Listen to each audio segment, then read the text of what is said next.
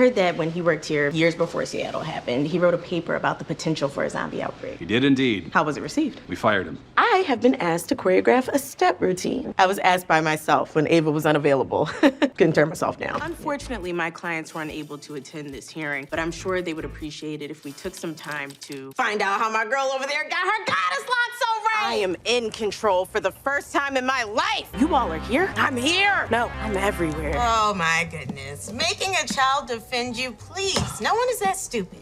I am that stupid. Weird Al Yankovic is one of the most exciting new artists in pop music today. The show was inspired by my mother, but when it came time to name the show, I just thought, why not try to honor some of the teachers in my life? Can you imagine watching someone win an Emmy, tears streaming down their face, while just months later they're filing for divorce in secret? The woman making millions laugh every Wednesday night on Abbott Elementary was once so shattered by heartbreak she couldn't leave her bed for a year. She watched the same movie on repeat, not because she loved it, but because she physically couldn't change the DVD. I pretty much dropped out of school because of that, which was crazy. I don't talk about that a lot, but I did pretty much drop out because I just could not peel myself out of the bed. And That's depression. It was depression. But here's what's chilling about Quinta Brunson's story. The college boyfriend who destroyed her, she made him a promise through tears. You're gonna see my face everywhere. And what happened next, nobody saw coming. Before we go any further, I need you to understand two things. The real reason her marriage fell apart will absolutely shock you. And the second secret, how she turned that college depression into the rocket fuel that launched her to Emmy Gold. Stay with me, because both revelations will blow your mind. On December 21st, 1989, in West Philadelphia, a little girl was born, the youngest of 5. Her name means fifth in Spanish, Quinta. Her siblings, 8, 10, 15, even 20 years older. While they're living their lives, little Quinta's just trying to exist in their world. So she does something genius. She became a human recording device. Picture a tiny girl in a car seat, forced to perform entire scenes from In Living Color. Her brother won't let her out until she gets Wanda's voice exactly right. She memorizes Martin episodes word for word, scene by scene. The Fresh Prince, she can recite entire episodes from memory. So stuff like that, it was kind of knowing these shows like the back of my hand to be able to say the lines to them later. That was the way to connect to them. I was also so far away from them. My closest sibling is 8 years older than me, and my other siblings, it's 10 years, 15 years, and then 20 years. As a kid, I couldn't really relate to them, but making them laugh was how I got to, hang out with them. But here's the twist. She's not just performing, she's studying, breaking down timing, analyzing why certain jokes land, deconstructing sitcom structure while other kids are playing tag. And our whole family, like my mom and dad too, we all really came together over comedies. It was like the one thing that we could all agree on was a good sitcom at the end of the day. Her mother, Norma Jean, kindergarten teacher for 40 years. Her father, Rick, parking lot manager. They raised Quinta as a Jehovah's Witness. No birthday, no Christmas, no Halloween, just rules, structure, and discipline. At 13, she gets baptized. I did because I was so ambitious. I was such an ambitious 13-year-old. Oh my God. You got baptized at 13? Yeah, because I was like, I love God. But by 21, she walks away from everything she's known, ready to chase a different faith, the religion of comedy. We met in college. I met Quinta when we both got on the same improv team at Temple University. Foul play. She's studying comedy theory. She's falling in love. And then he breaks her heart. Not just a regular breakup, the kind that makes you question everything. She stops going to class, can't get out of bed. Bruce Almighty plays on loop on her DVD player. I couldn't pick up the remote to change the DVD. I couldn't even peel myself out of bed to take the DVD out of the DVD player, so I watched it over and over. I sought out help from friends, Depression swallows her whole. She drops out of school. Some mornings, she can't even look at her own reflection. Her friend Brandy hands her a list. Say these affirmations in the mirror every single day. Quinta thinks it's the dumbest thing she's ever heard, but she's desperate. So she stands there, looking at herself, saying words she doesn't believe, for a year. I remember that being a specific thing that helped me. I remember thinking it was very stupid, but then I would say the affirmations to myself in the mirror every single day. And after a year, it felt like they had worked. It's crazy, those little things like that. And slowly, those words start to rebuild her. But here's what fuels her recovery. Rage. Pure, unfiltered rage. She looks at that ex-boyfriend and makes a promise. Yeah, I mean, when that boyfriend broke up with me, I was like, I don't know how, but you're gonna see my face everywhere. And here's the kicker. They're friends now. But back then, that heartbreak created a monster. A creative monster who refused to fail. Los Angeles. Quinta's barely making rent, working random gig, making silly videos on Instagram to pass the time. Then she posts something simple, a girl getting excited because a guy offers to buy her a laundry. Grandmother gave me this hat. She's writing for massive audiences, learning what makes people click, testing formulas, moving fast. I had taken writing courses, I had studied comedic writing, but I do think writing for BuzzFeed was the best way to learn how to do it for massive audiences, which is a skill that I still see writers, peers, they don't technically teach you that in school. Yeah. I think it's something you learn by doing. But here's what nobody realizes. BuzzFeed isn't just a job, it's her PhD in comedy. She's learning timing down to the second, studying viral mechanics, understanding how to make strangers laugh in 15 seconds or less. She creates Broke, a scripted series that sells to YouTube Red. She makes Up for Adoption, a mockumentary about a pet store, and then something clicks. She's standing on a rooftop in LA with her friend Kate Peterman, and she says it out loud for the first time. She had just gotten home from Philly, and she was like, I was visiting my mom, and I just really want to do this show about teachers. And this was like years before Abbott actually happened. The show starts with a working title, Harity Elementary, named after the actual school she attended in West Philadelphia. But when the lawyers clear the names, one stands out. Abbott, Ms. Abbott, her 6th grade teacher, the woman who saw something in that awkward, dorky kid and believed in her anyway. I did, yes. Abbott, yeah. The show was inspired by my mother, but when it came time to name the show, I just thought, why not try to honor some of the teachers in my life? And so you put names through the legal system to see if they clear, and Miss Abbott's name cleared.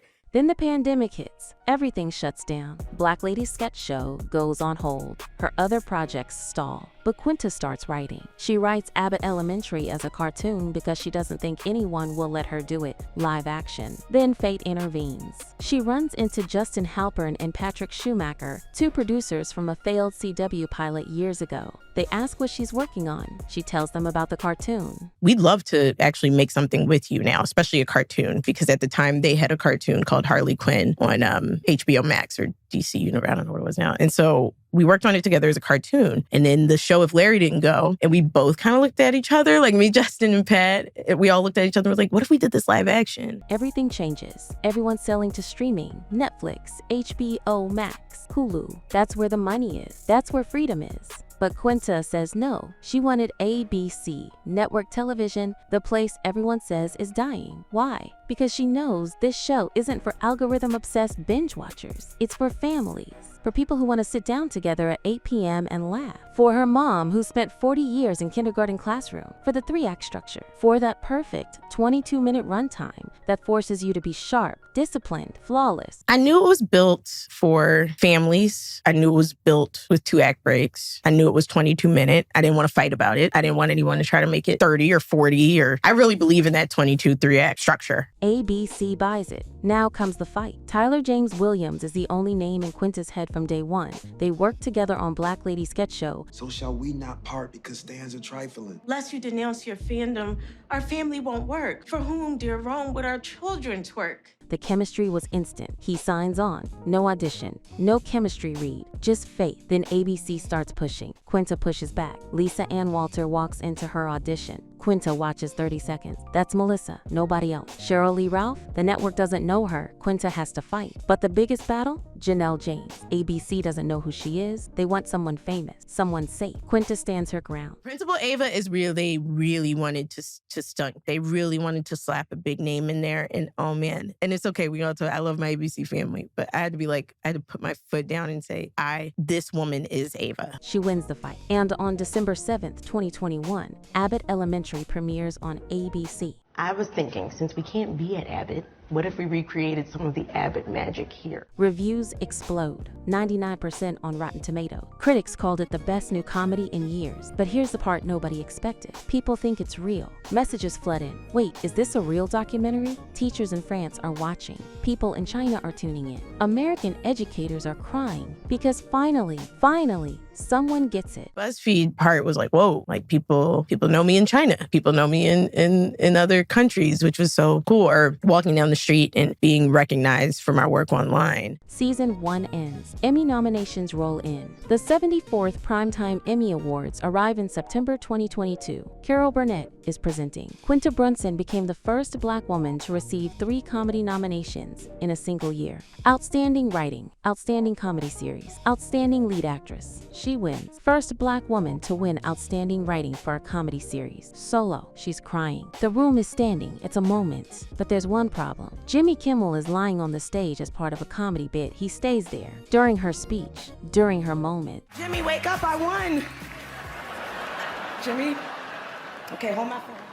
Twitter erupts. Let her have her moment. This is disrespectful. Quinta handles it with grace. Later, she jokes on his show that she might Wrapped up in the moment and just having a good time. I don't know. I didn't see any of that. I saw you and I saw Will Arnett and my Emmy, and I was just like, oh my God, I'm having so much fun. They laugh. She moves on because she's got bigger things ahead. The next Emmy ceremony arrives in 2023. Quinta's nominated again, Outstanding Lead Actress in a Comedy Series. This time, she wins. First Black woman to win Outstanding Lead Actress in a Comedy in over 40 years. Isabel Sanford won for The Jeffersons in 1981. That same night, Ayo Edebiri wins for The Bear. First time in Emmy history, 2 Black actresses win the top female comedy acting categories in the same year. Quinta's on stage, Emmy in hand, tears streaming. This isn't just a win, it's generational. Oh, man.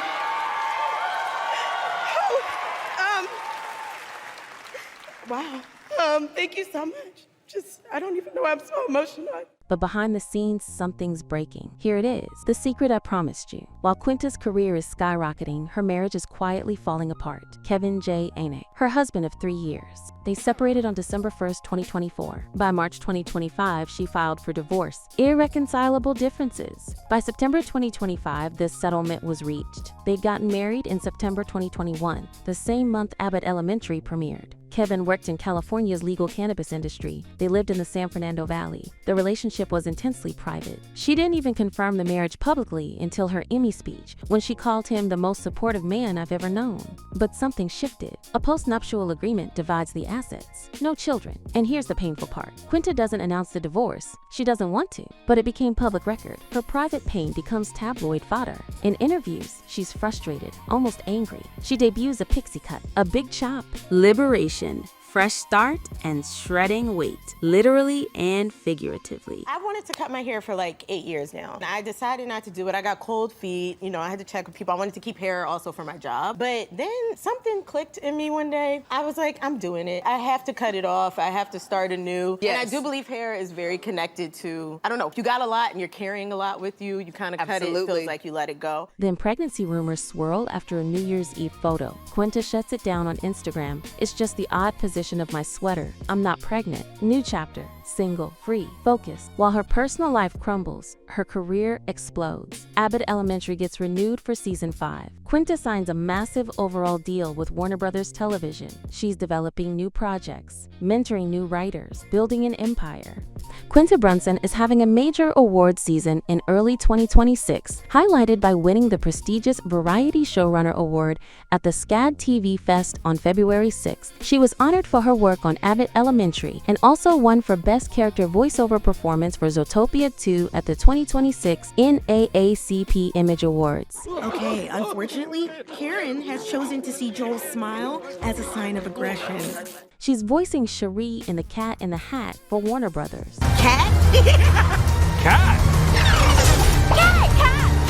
Cat in the Hat. She co-wrote and starred in Par for the Course, a comedy feature with Stephanie Hsu, produced by Seth Rogen's Point Grey Pictures. She guest starred in the 800th episode of The Simpsons, alongside Questlove, the girl who couldn't get out of bed after a college breakup. She's now one of the most powerful women in Hollywood. Abbott Elementary isn't just a TV show, it's a movement. Teachers across America are watching themselves on screen for the first time, not as heroes, not as villains, just as humans. Flawed, exhausted, underpaid, overworked, and still showing up every single day because they believe in these kids. Quinta launches the Quinta Brunson Fund for field trips, donates $25,000 to kick it off. Why? Because schools can't afford field trips anymore. And field trips changed her life. Grand Central Station, museums, places she'd never have seen otherwise. A Muslim woman approaches Cheryl Lee Ralph and Lisa Ann Walter on a Philadelphia street. she's crying. She tells them that seeing a young Muslim girl in hijab on the show, just existing, being represented, meant everything to her. That's the power of Abbott. Not preaching, just showing, just saying, you belong here too. But it hasn't all been smooth.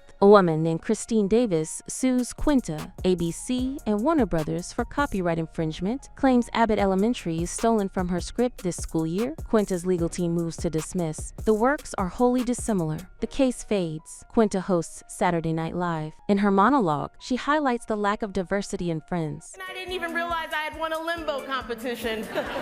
When you're short, you can do anything. Some people cheer, others call her divisive. She doesn't care, she's speaking truth. And then there's the constant street harassment. People telling her they don't like what she's doing with Gregory's character. Fans demanding she break up Janine and Tariq. Everyone has an opinion. Everyone thinks they know better. But Quinta's learned something crucial. The audience doesn't know they're on a ride. They think they're in episode 3 of a 10-season journey. They don't have patience, but she does. She's playing the long game. She's 36 years old, creating, writing, producing, and starring in a network sitcom that's beating streaming shows in cultural relevance. No compromises, no dumbing down, no giving up control. Abbott Elementary shoots on the Warner Brothers lot, same lot where Friends was filmed, where The Big Bang Theory lived, where sitcom history was made. She calls her team house cats. They rarely leave the stage. It's home. Her crew? Same people since season 1. They're family. They attend every table read. They're part of the storytelling. And here's the secret sauce. Quinta writes toward her actors, real personalities. Tyler's neurotic, Gregory's neurotic. Shirley Ralph mixes up people's names and races. Barbara Howard does too. Lisa Ann Walter loves cooking. Melissa's an Italian cook from South Philly. Authenticity layered on authenticity. Real people playing real characters who feel real because they're rooted in truth. As of early this year, Quinta Brunson's net worth sits at approximately $9 million. But here's the thing, she's not chasing money. She still checks with her business manager before buying a cappuccino maker. She's so used to being broke that wealth feels foreign. She plays video games, goes bowling, calls her family constantly. Her sister still makes fun of her. Her mom still corrects her. She stays connected to Philadelphia, working with Yeah Philly, an anti-gun violence initiative run by Philly youth, and she's dreaming of the future. Quinta Brunson didn't just create a TV show. She created a movement. She proved network television isn't dead. That family still wanted to sit together and laugh. That teachers deserve to be seen. That Black women can run the industry without compromise. And that heartbreak, the one that almost destroyed her in college, it became the foundation for everything. She told her ex-boyfriend, "You're gonna see my face everywhere." Mission accomplished.